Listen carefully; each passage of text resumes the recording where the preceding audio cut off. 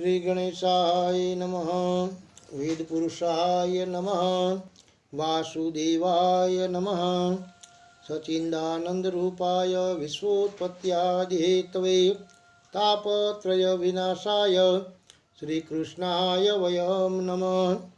हमें राजसी शांतनु का गंगा से विवाह और उनके पुत्र हिम का युवराज होना। वैश्यपान जी कहते हैं, जन्मेजय इक्ष्वाकु वंश में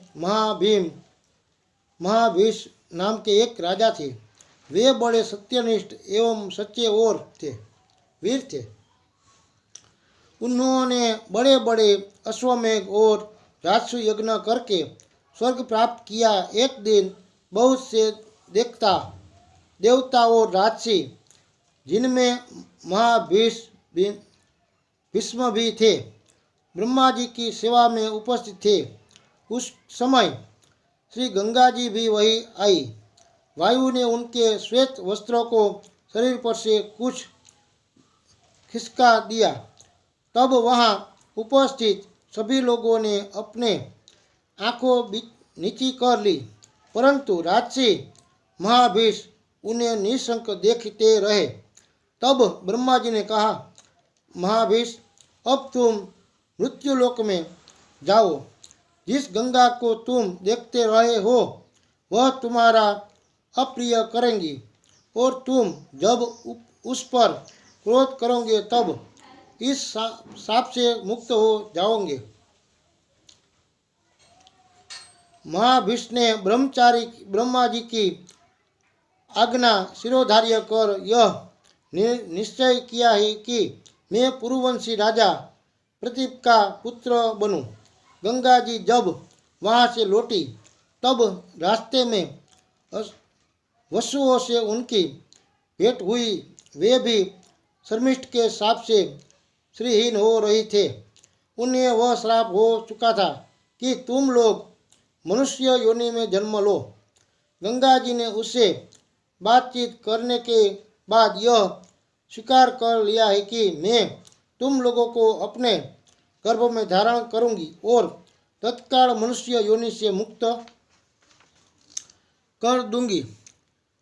उन आठों वसुओं ने भी अपने अपने अष्टमास से एक पुत्र मृत्युलोक में छोड़ देने की प्रतिज्ञा की, और वह भी कह दिया कि वह अपुत्र रहेगा। इधर पूर्ववंश के राजा प्रदीप अपनी पत्नी के साथ गंगा द्वार पर तपस्या कर रहे थे। एक दिन भगवती गंगा मनोहर मूर्ति धारण करके उनके पास आई। बातचीत होने के बाद वह निर्णय हुआ कि वे राजा प्रदीप के भावी पुत्र की पत्नी बने।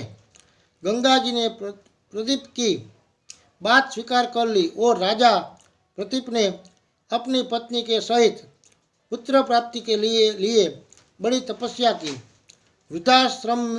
वृद्धावस्था में उनके वहाँ महाभीष ने पुत्र रूप में जन्म लिया। उस समय राजा प्रदीप शांत हो रहे थे, अथवा उनका वंश शांत हो रहा था।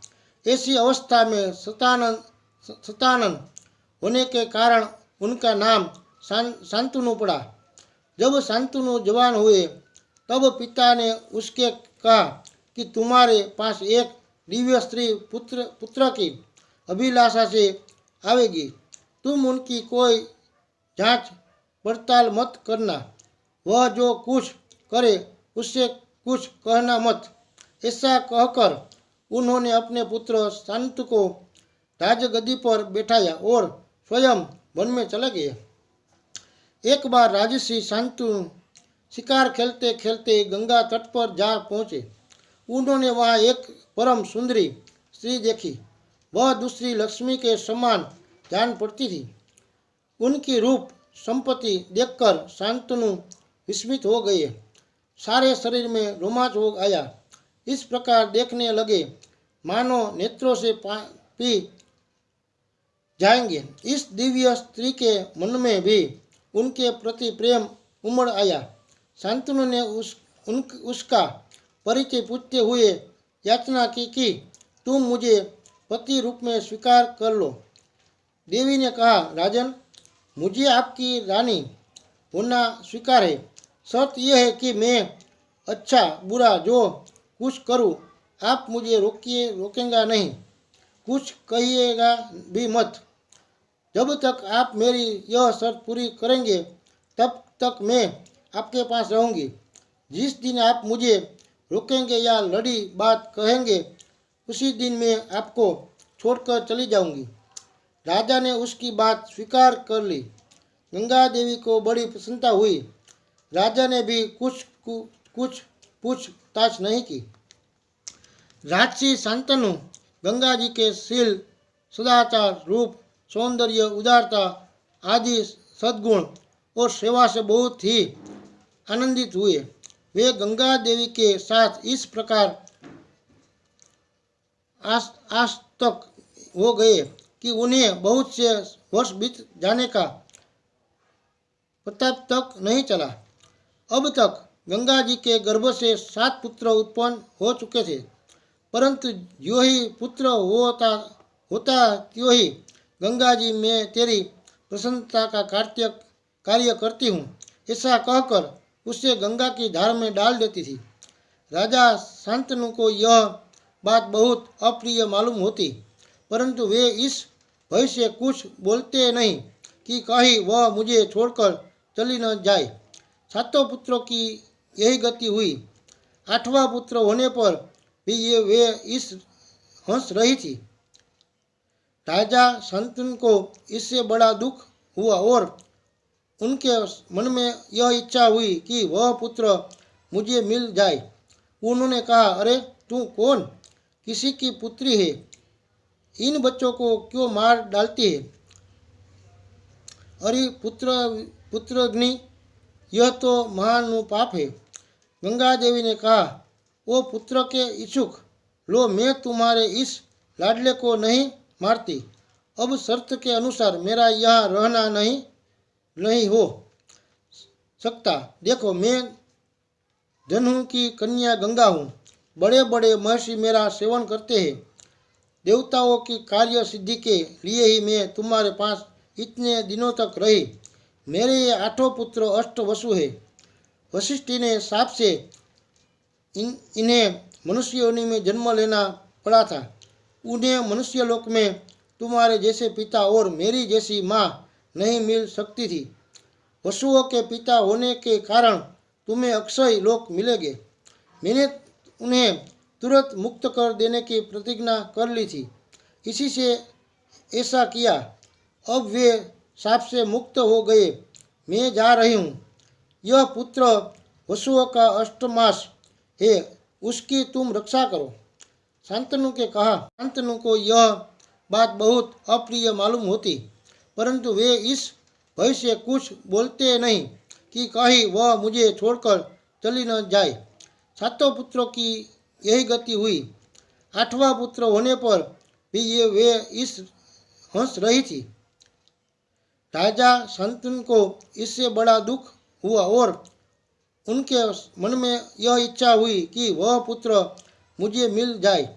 उन्होंने कहा, अरे तू कौन? किसी की पुत्री है, इन बच्चों को क्यों मार डालती है? अरे पुत्रग्नि, यह तो महान पाप है। गंगा देवी ने कहा, ओ पुत्र के इच्छुक, लो मैं तुम्हारे इस लाडले को नहीं मारती। अब शर्त के अनुसार मेरा यहाँ रहना नहीं हो सकता। देखो, मैं धनु की कन्या गंगा हूँ। बड़े बड़े महर्षि मेरा सेवन करते हैं। देवताओं की कार्य सिद्धि के लिए ही मैं तुम्हारे पास इतने दिनों तक रही। मेरे ये 8 पुत्र अष्टवसु है। वशिष्ठी ने साप से इन्हें मनुष्य योनि में जन्म लेना पड़ा था। उन्हें मनुष्य लोक में तुम्हारे जैसे पिता और मेरी जैसी माँ नहीं मिल सकती थी। वसुओं के पिता होने के कारण तुम्हें अक्षय लोक मिलेंगे।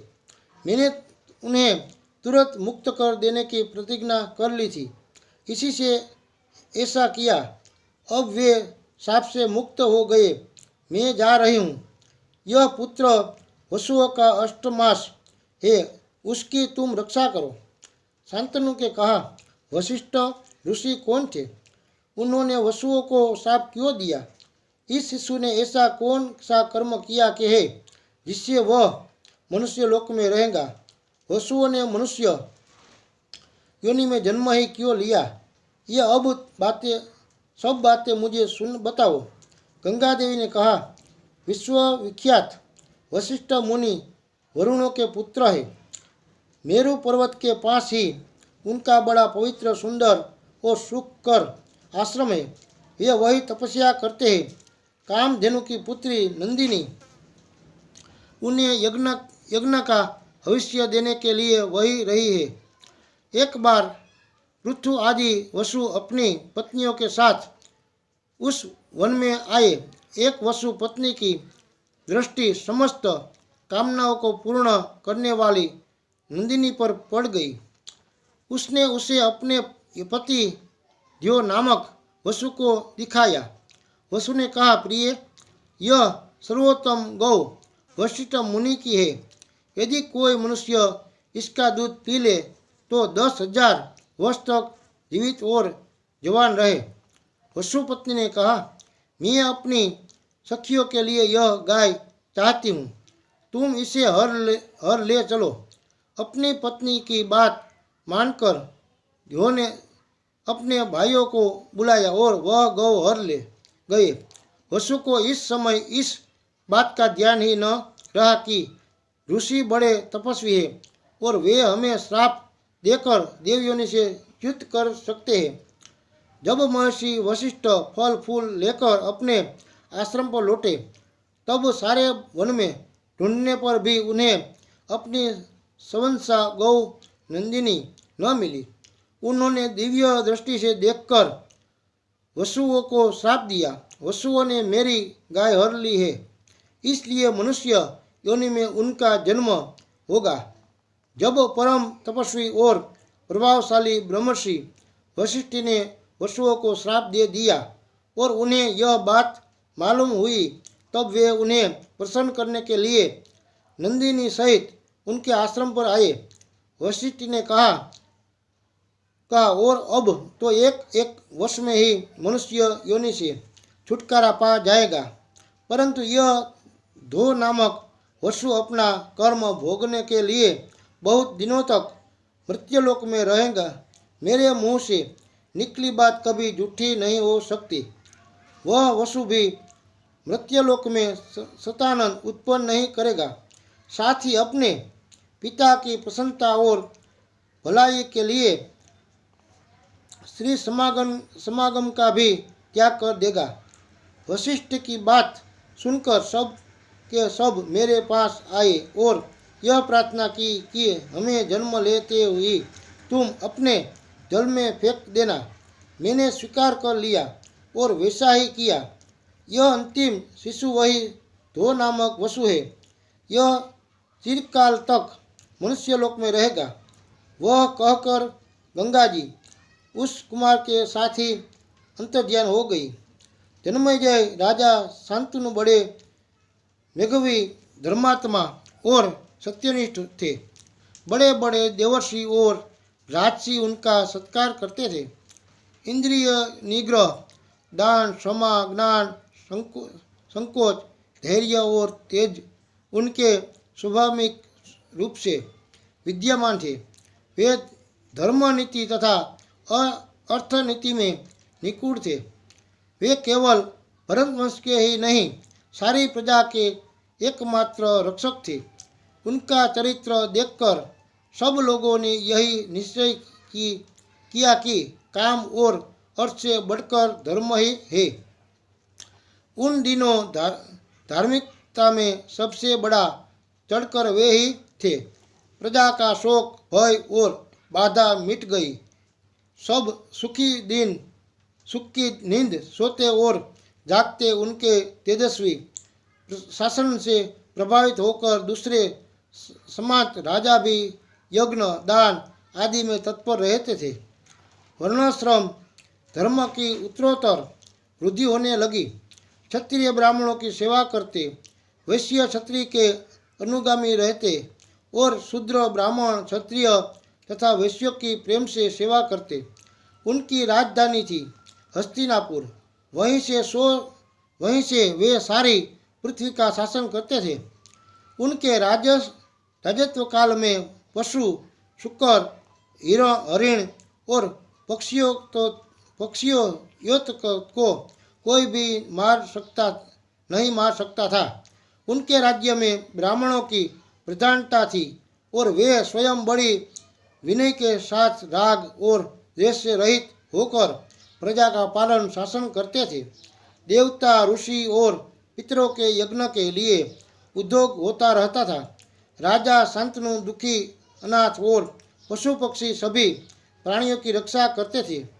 उस समय सबकी वाणी सत्य के आश्रित थी और सबका मन दान के लिए उत्साहित था। 36 वर्ष तक पूर्ण ब्रह्मचर्य का निर्वाह करते हुए राजा ने वनवासी जैसा जीवन व्यतीत किया।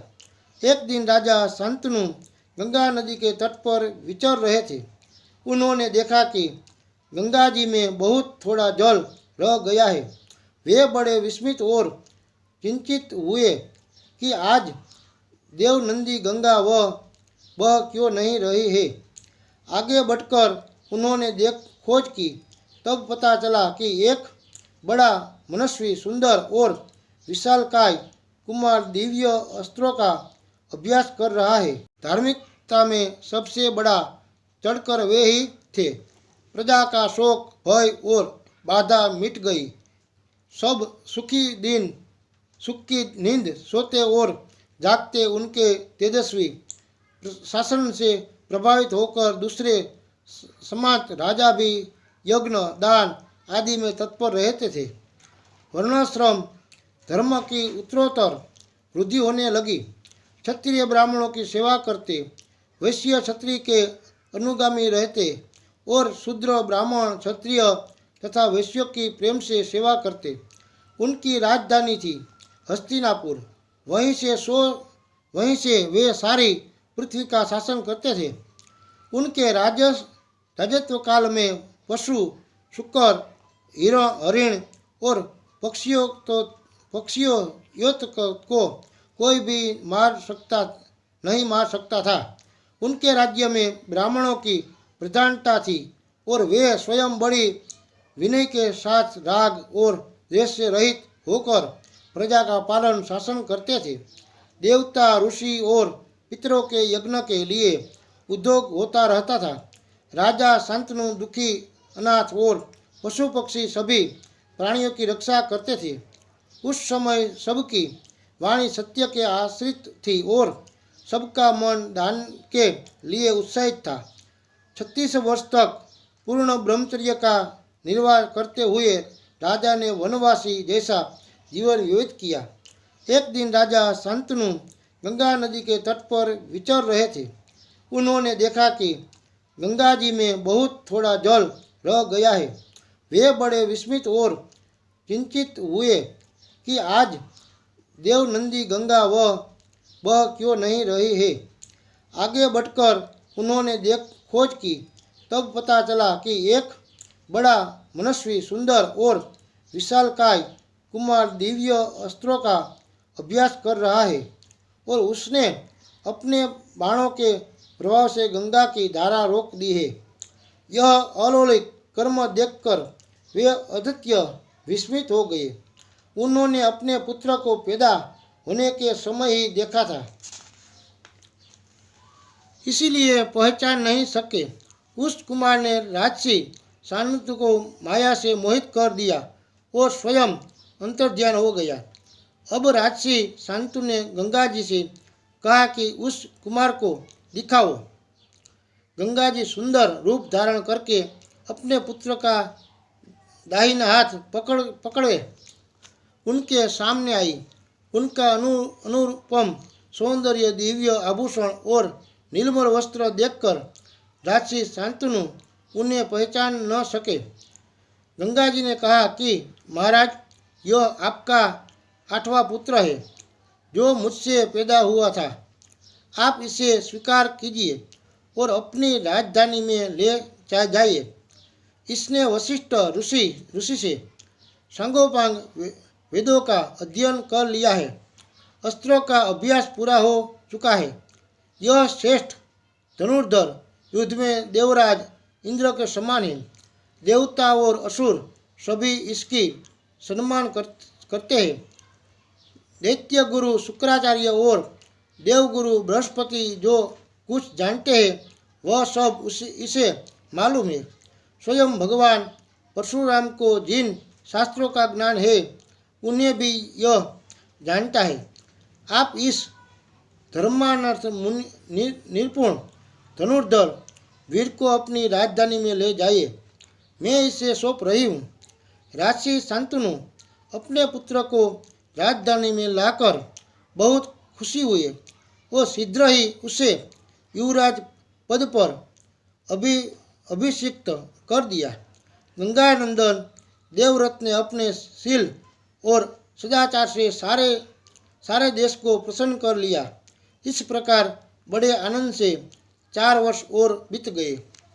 बोलिए श्री कृष्ण कन्हैया लाल की जय।